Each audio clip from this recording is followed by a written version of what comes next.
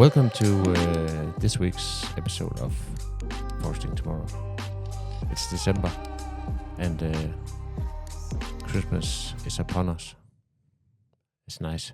Have you collected your Christmas tree yet? No. Okay. Me neither. I think normally I don't do it that early. It's like 2 weeks ahead of Christmas, I think. Okay. Maybe 1 week. Do you know where to pick it up? Yeah, so one of my kids is a Boy Scout, so they are selling a Christmas tree, so it'll probably be there. So you're bound to pay 1,300 Danish crowns. No, I think last year we paid 200 crowns. 200 euro. Yeah. Are they have the prices? Nah, I think it's okay. Okay. I think they're rising a bit. Yeah, from what I hear. a bit. They've been very low in Denmark. Yeah. Probably all over the world. Yeah. But yeah. Good. Benjamin, you're back. Welcome. Thank you. You actually had a week vacation. Yep. Was it good? It was all right.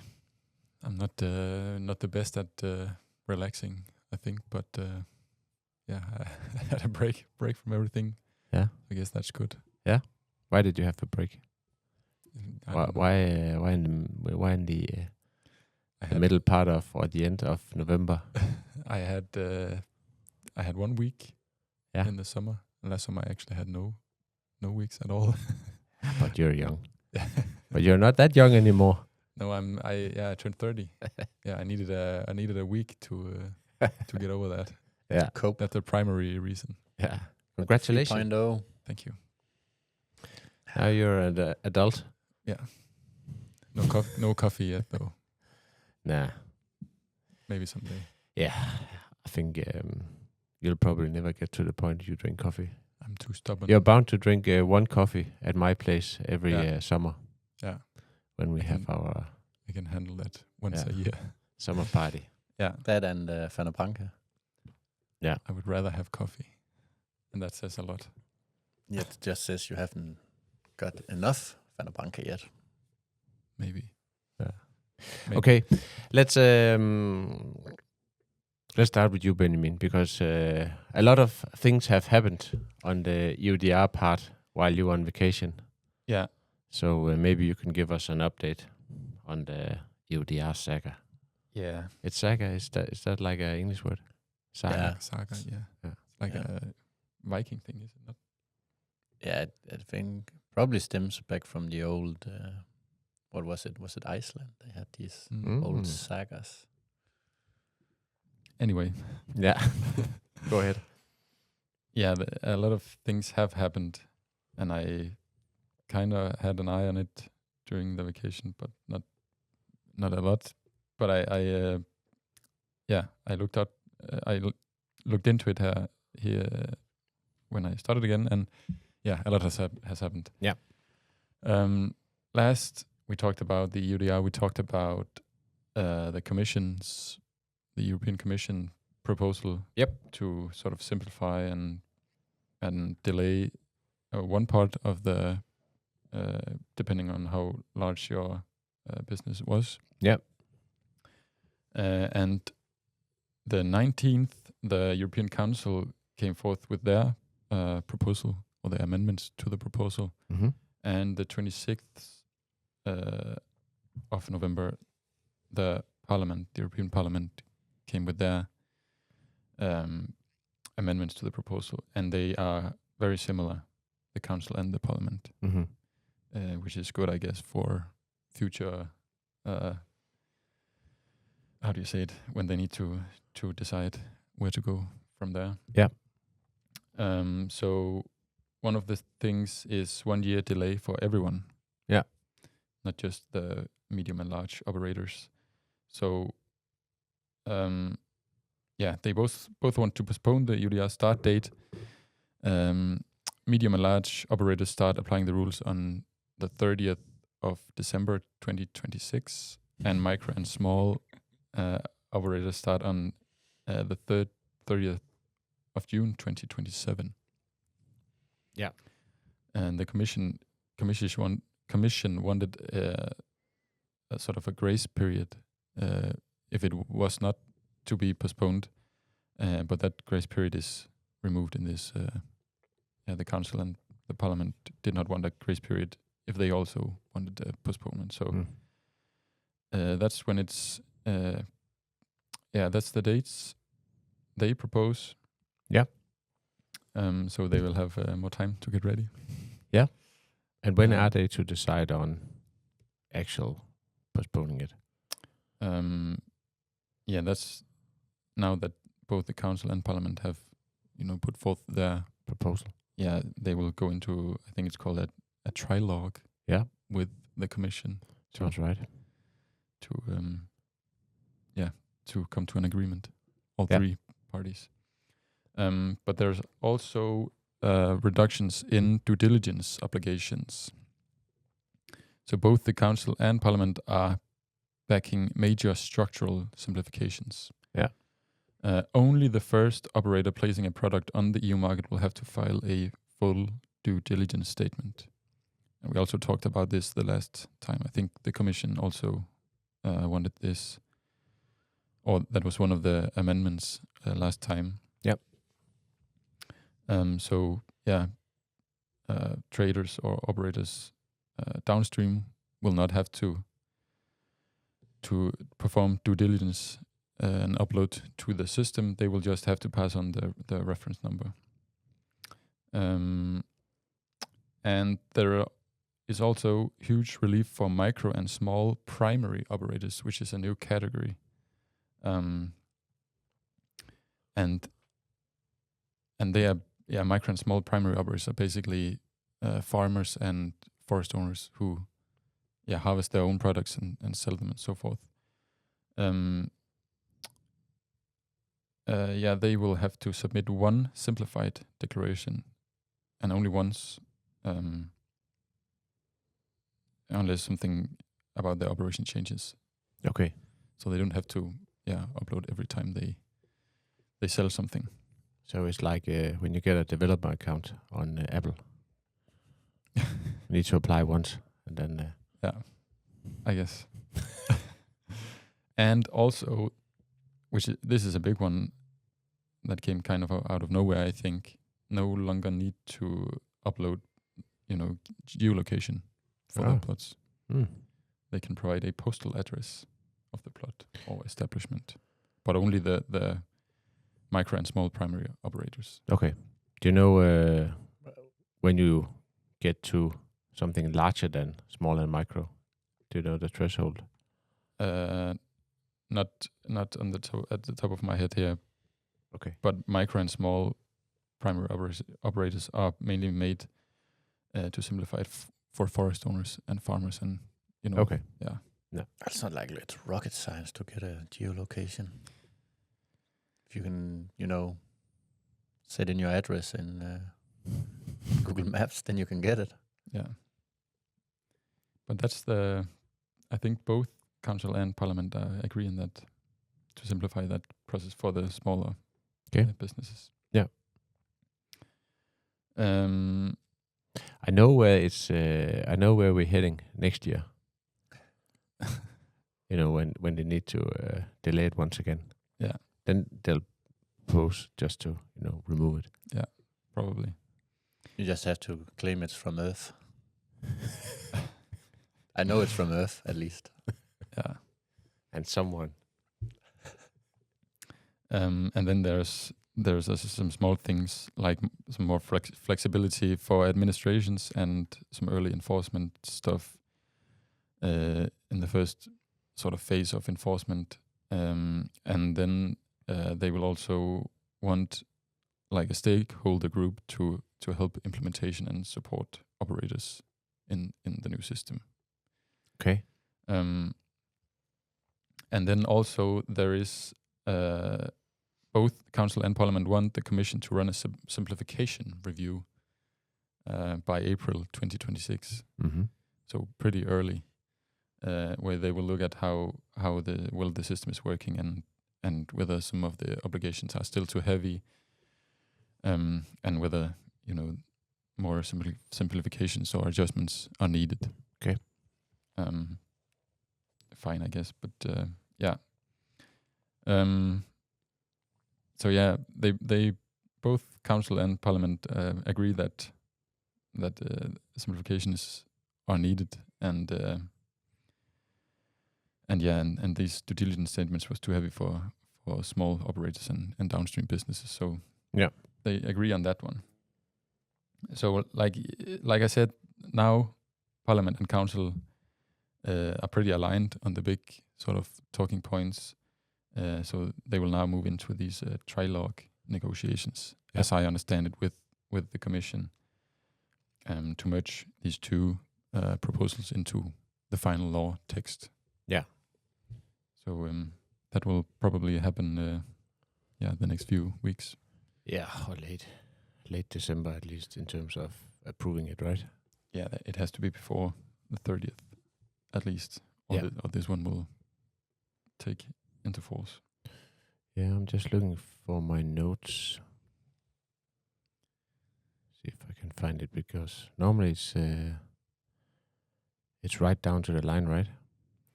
Yeah, I can remember the date last year, but it was I think it was like 18th last year's delay was agreed December 17th and 18th. Yeah. So probably around the same. there's a Christmas present for all of us. When was it originally planned to be in? 2024. 2024. Yeah, last year, right? Yeah. Yeah. It was supposed to go into force, but then was delayed and will now be delayed again. So it's only been delayed once. Maybe delayed again. It probably will.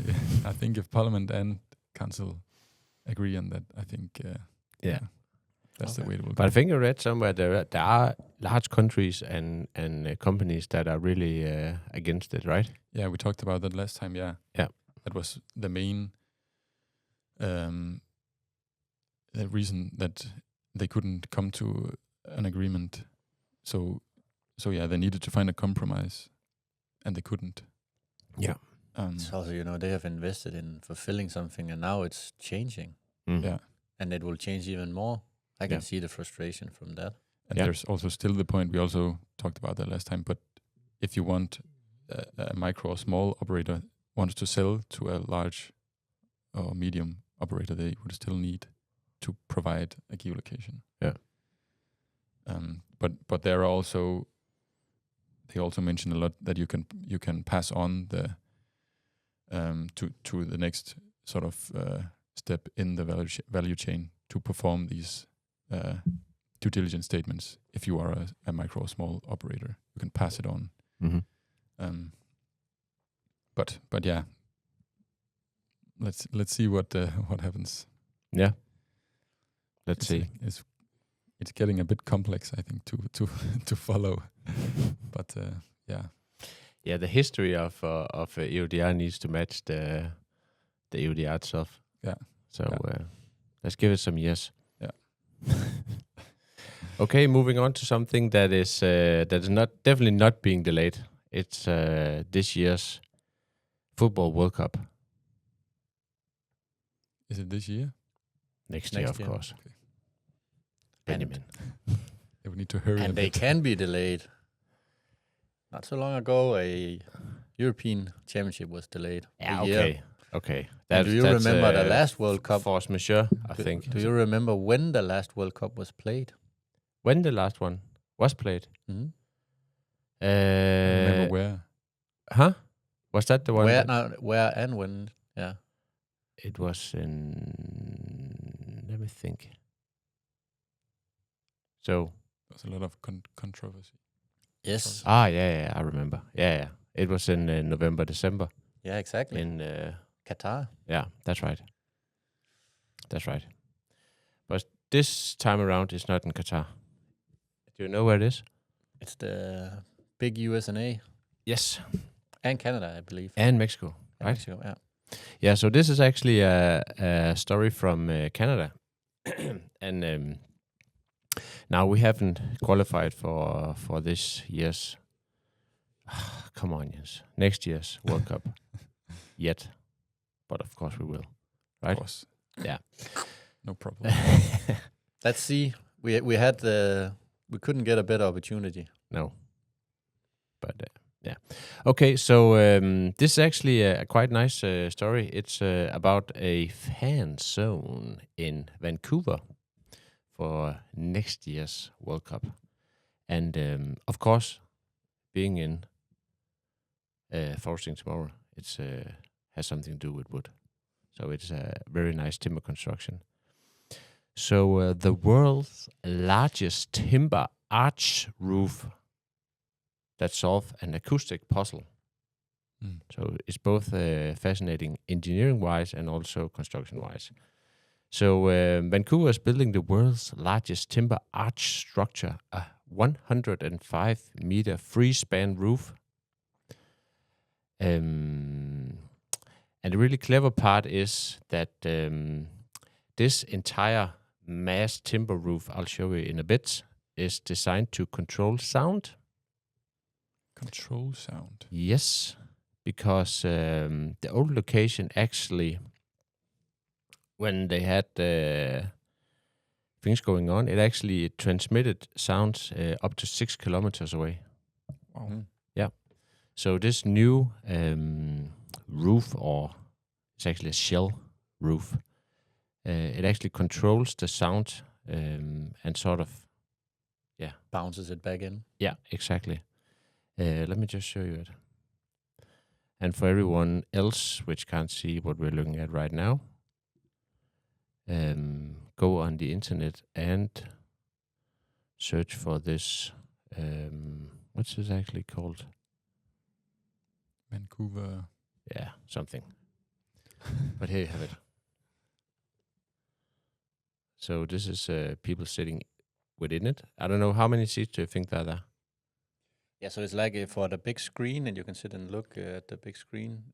It's an amphitheater thing. Exactly. Here's the construction in small scale. Whoa, it looked like it was been shrinking. Huh? It looked like it had been shrunk. Yeah. Can I see it again to get an estimate? Of course you can. Of course you can. Here's the actual construction. It's very large. It's very large. Yeah, that's probably like maybe 5,000-10,000. Yeah. Concerts. Yeah, it makes a good sense. Also, if it wood. could make still have nice sound inside it. So here you can see again. I would say maybe like 3,000-4,000. Yeah, you know in Sønderborg, which is way smaller than that, that's 5,000. Is it? Yeah. That's way smaller. Yeah. Also, Skovdalen in Aalborg. Yeah. So I'd say it's. I think that's bigger than the one that you just talked about, isn't it? Yeah, I think it's a little bigger. Yeah.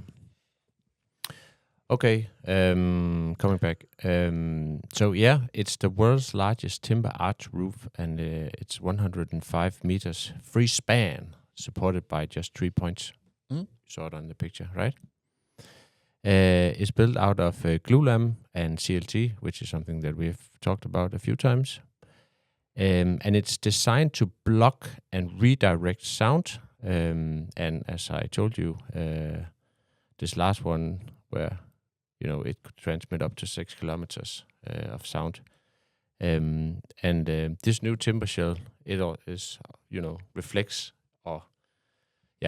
the sound inwards towards the audience. And I think that's nice if you're a neighbor to this. And the first use case is for a fan zone for this World Cup.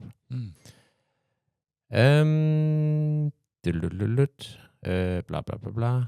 It's actually inspired from an old design. There's like a shell, a concrete shell in Paris, apparently. So it's the 2.0 shell, this one, because it's not concrete. I'm making this up. There's no concrete. There is, Okay. but no one talks about it 2.0. Okay.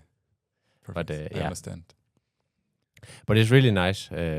First of all, it's a nice construction, and it's nice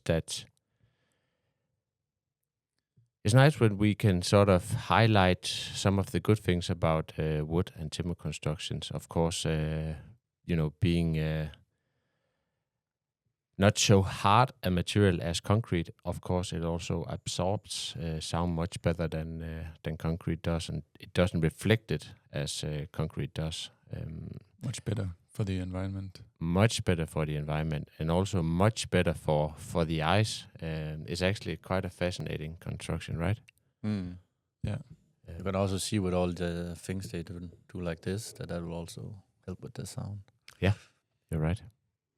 So nice engineering construction.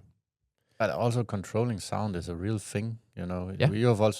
We went to a concert a couple of years ago in our national arena in Copenhagen, and there, because of the construction of that arena, sound in it can become horrible. Sometimes you can't hear anything because it simply cancels out. Yeah, I think in a lot of people and bands hate playing in that that stadium. So yeah, it's nice. So why do you think timber constructions like this are having a moment globally? There's a lot of clever, nice buildings popping up in wood, and I think that's just everyone wants to do something good for the environment, and we always talk about how wood is supposed to replace steel and concrete and so on, and also I don't think you can create something like that with something other than wood, and that's just me not knowing what I'm talking about. But I feel like I've seen also in Denmark when you play foosball, or what do you call it, indoor football. Yeah, these large, what do you call it, indoor football fields. Yeah, the span across is also these large glue lamps. Yeah, exactly. And they are also much better. Again, if there was a fire, they're much better than steel. Yeah, because the steel would just melt and break down.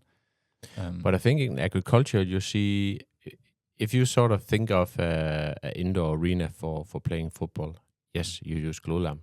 But if you think of what's that called in English? So hangers. Yeah, but a lot of them have steel bars instead of.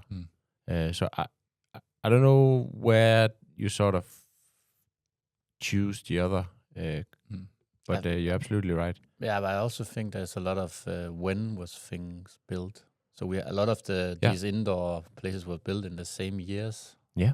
Probably therefore they are very similar with this glue lamp. Yeah, and actually most of the constructions that you talk about, you've actually seen the factory where they come from. Because it's just right next to the Naturmødet in Hirsals. Can you remember what Gigantium here in Aalborg? I think that's also glue lamp, isn't it? Yeah, I can't remember. I was just thinking because that's a really large one. Yeah, that's a huge stadium. That's a full 11 soccer field. Yeah. But yeah, I can't remember if that is steel. There's definitely a lot of steel in there. Yeah. But I think the good thing about this, and maybe coming back to what you also said, Benjamin, of course, you can choose, a lot of materials for whatever construction that you would like to create. But actually looking for the, let's say, good characteristics of wood and timber, and actually using it because of those, that really makes a lot of sense.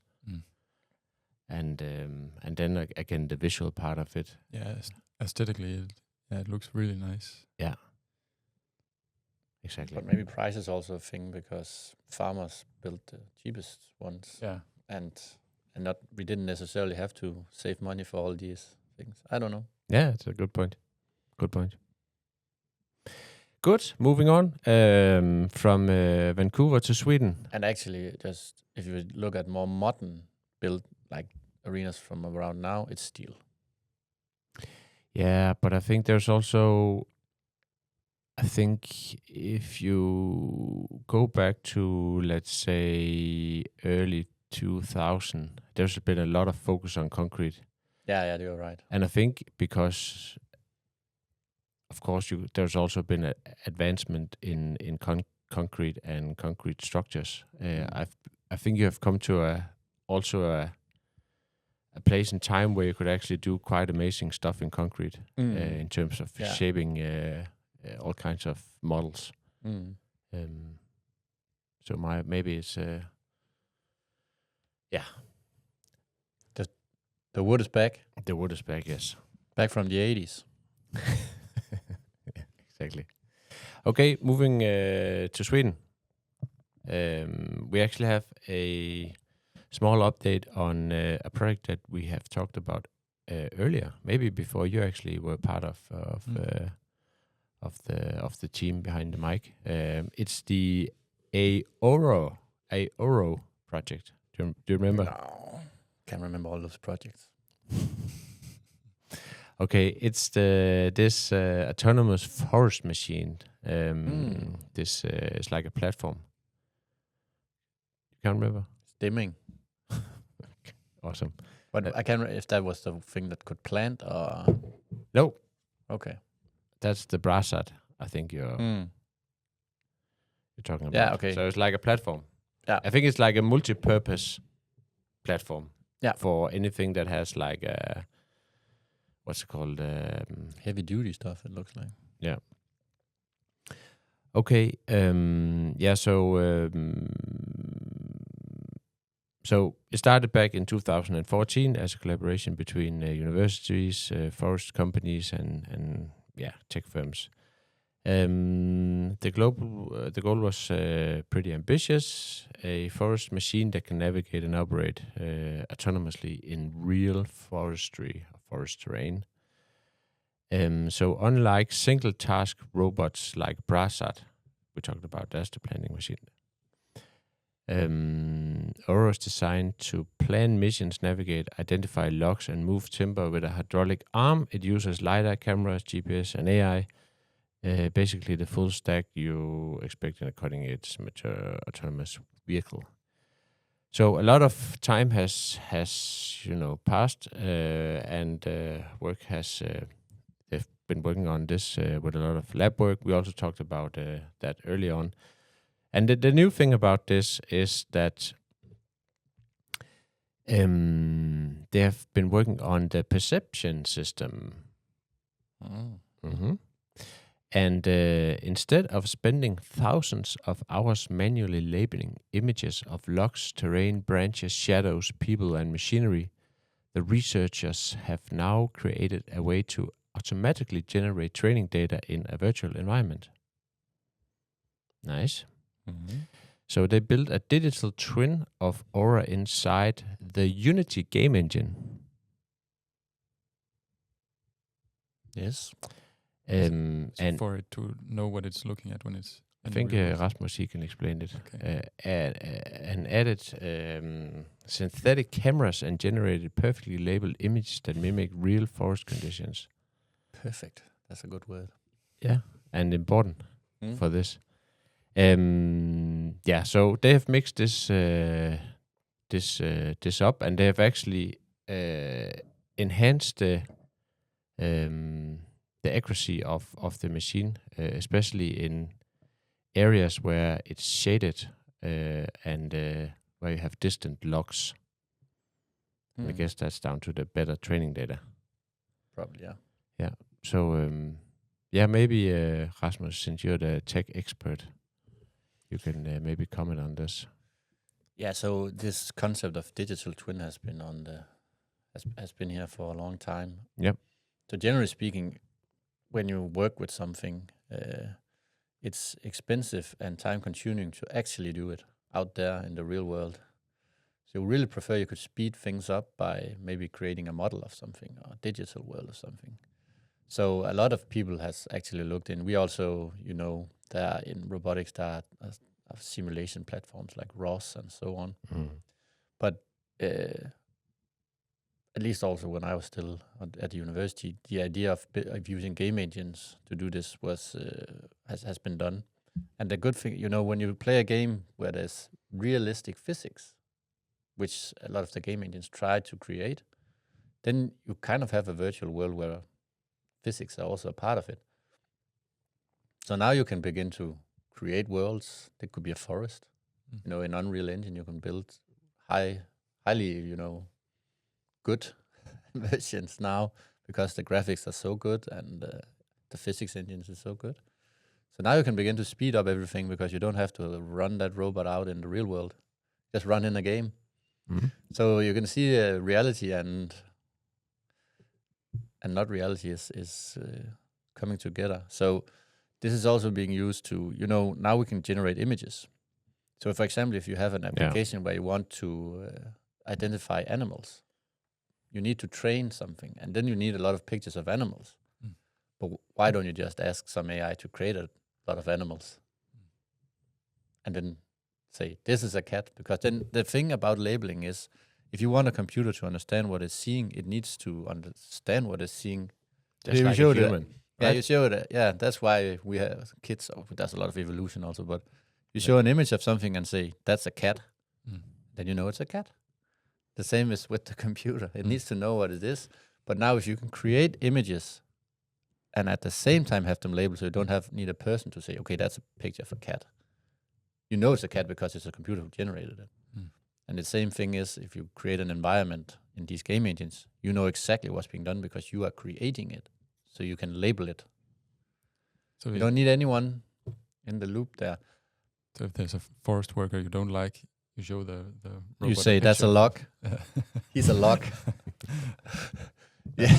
Well, you could do funny stuff. Believe me. So of course it's a way of speeding, development up. Yeah. And it's being done. And it's been done for many years. Yeah. Also, when you want to train a humanoid robot to pick things up, you could, have things on your fingers that show exactly how you move around and pick up stuff. Yeah. Yeah. When I was studying, the first year we had to assemble plants, and we had to figure out what plant it was, what species it was. Yeah. And traditionally, you have a sort of what would you call that in English? Like you go through certain steps and you end up okay, it's this plant, this species. And right when we started, there was this thing called I think there are different versions now, but PlantNet, which is an app. So you just take a picture of the plant and it will look at thousands. That's a good I example. think they're of quite good, data. right? Yeah. Yeah, it's very good. Yeah. Very good. Yeah. But that's good because because a lot of subspecies is probably not that good, but the sort of general is very good. But that's good because someone has sitting and looked at the picture and said, that's this. Yeah. But can you also give input back if it's a plant they can't recognize? I think so, yeah. Then you could write, this is Hungarian snail rouse. Yeah. Then you've labeled it. Yeah. So yeah, that's our essence of it. Of course, this sounds really clever and straightforward. How hard is it to actually make sure that you create something that is real and not that's just the thing, train it because on you are not creating nonsense. Something is real. It's not real. No, but Yeah, but that's it is actually a cat, or it is actually a log. Yeah. But that's always going to be the issue, is that even though you can create better and better and better models, they are still models. They will not be the same. But in this case, is where it's a matter of how much data you can get. Yeah. And if the cat isn't a real cat but really looks like a cat, does it really matter? Yeah. Good point. Yeah. So that's but it isn't. It could real. be a cat. Yeah. And actually, just before I left the university, maybe since this is normally about forestry, and now we talk a lot about cats. Maybe just explain why we talk so much about cats. Well, I don't know that there are so many examples of why it's funny that something can't be presented right. But I don't remember that story. But I don't know if you have seen what is it called? Silicon Valley, that series. I haven't seen it. But there's a guy who invents this AI app, and he sells it for millions. Yeah. And it could say, is it a hot dog or not a hot dog? That was it. But it was an AI app. So, this is about people who really struggle to get their product through. Yeah. And he also said, But I think the cat thing has been... yeah, I think it's because there's a lot of example where the AI, known as a dog, but we can clearly see it's a cat. So these are examples where a human can clearly see what it is, but the AI has a little struggle with, because you can have dogs that look similar to cats and A hyena. yeah. So Yeah, so that's why we talk about cats. But sorry. yeah, I know that's okay. But you also said this is the perception system. So yeah, and there's a lot of ways of going about that, and they take now this route of having a lot of data and training on that. And that's also what's been being done in this, and it's evolved enormously. Now with the first phones with face. Yeah. That sometimes the struggle of that working. Mm-hmm. Now you don't think about it anymore. Yeah. And that we have CCTV cameras around, and they even want to have even more in Denmark. Yeah. Talk about that another time. But countries like China have them all over the place, and they are really good. Yeah. They know exactly who you are. So even I don't know who I am. Yeah. So these technologies are getting really good, but they're also being trained on a lot of data now. So. Yeah. But again, I mean, if you're trained on such a massive let's say data set, then of course a percentage of this being wrong probably don't matter that much. That's also a thing, because these algorithms are stochastic, or say they're based on what I can't remember the word now, but yeah, stochastic, and that means that you can never be 100% certain. So the algorithms is like, okay, it's 95% certain. Yeah. It can guess something. What do you think about these machines, Benjamin? Autonomous machines driving around in the forest, moving heavy loads. There are some places. Are you scared? Denmark. I'm not scared, as long as it hasn't been shown a picture of me. As a look. Yeah. But they are used in some places in Denmark. They are used. I think there's a company renting these machines.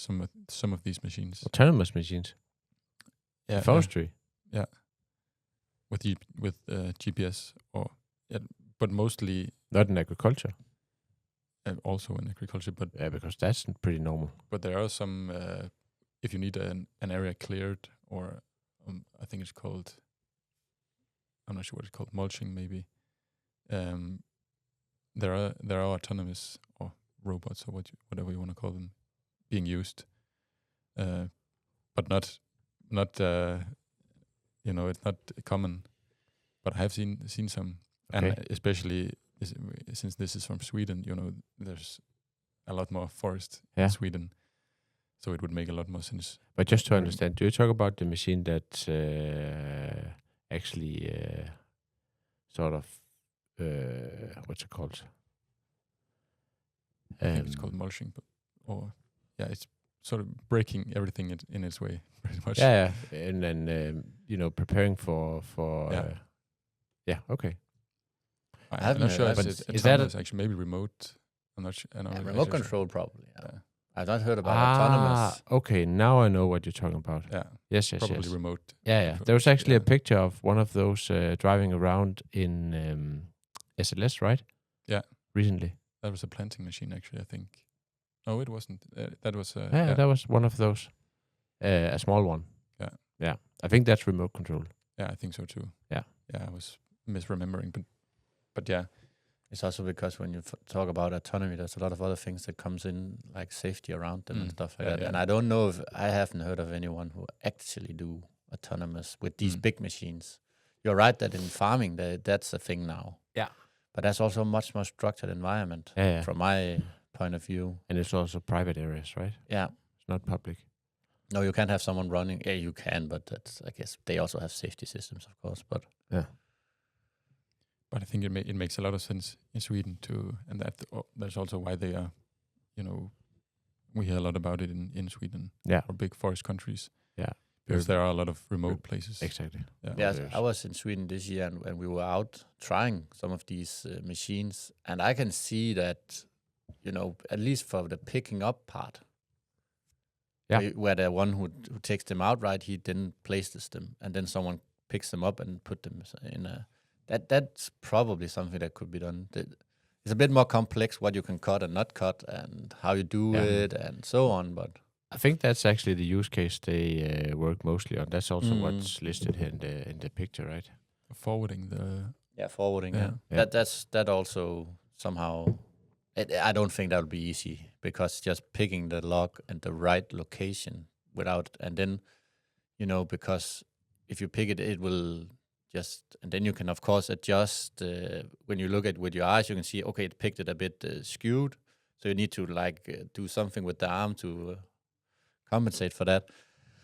But do you actually do that yourself as an operator? At least the one I tried. Okay. There's nothing. That was a pretty new one. Yeah. Also in Sweden or in Denmark, there are different sort of what do you call it? You make timber, and you make fuel wood. You make and so forth. There's different categories. Yeah, I guess categories of what the wood is supposed to be used for, and they are all forwarded out in different wood stacks. Mm-hmm. So the machine would need to know also, if it picks one up, which. Yeah, that's right. It's also, again, this uncontrolled environment. It's right that when you sit in it, it auto levels you as the operator. Yeah. According to how. But there's a lot of trees around you can knock into, and it's a hard environment. So it's not going to be easy. Yeah. But I guess the actual harvester would know. The harvester know what kind of assortment, right? That was the word assortment, looking for. Assortment the tree is, doesn't it? Yes. Yeah. You tell it what the sawmill will tell what they need, and then you can sort of tell the harvester. Yeah. These are the assortments I want. These are the lengths. Yeah. Use as much of this tree. Yeah. So the harvester know that the tree that I've just cut and laid on the ground, it knows what that's supposed to be used for. It tries to utilize it in the most effective way, I guess. Yeah. From the assortment you give it. Yeah. But in this point, you also know the position of that tree pretty well. Yeah, and so also the new machines is really precise where they have taken, cut it. And this information you can of course transmit back to the forwarder. Yeah, but and also when it will have a pretty good idea of what that actual tree is, just based on its position on the ground. Yeah, and things, but up there, and things could probably be many cases, but it was really clear what was the point of that area, and that was just thinning. So it's not like, okay, we need this for some. That's just we go in and thin, and then you only have really that's small. That's the forestry that you like.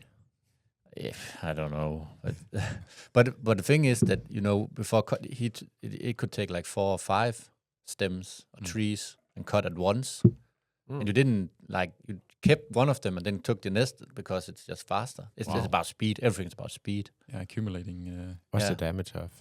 It could go up to like 50 centimeters, 40 or 50 centimeters, and have more. No, with one. Okay, but what's the diameter when you could pick up more? Yeah, they were like that. It was for thinning, so mics like this. I don't know. Okay, that's and like could 10, have like 12 centimeters. And it could have 3-4 of them. Yeah, and then you take, and then you. Yeah. That's where the cost really comes when you harvest a small tree. It's very costly. So as long when you can accumulate, it will be much cheaper. Yeah, and then you take a lot of them and cut them, and then it does this. Yeah. But it really needs to be fast then. A good sound effects. Yeah. You can and you can't even hear anything inside, Awesome.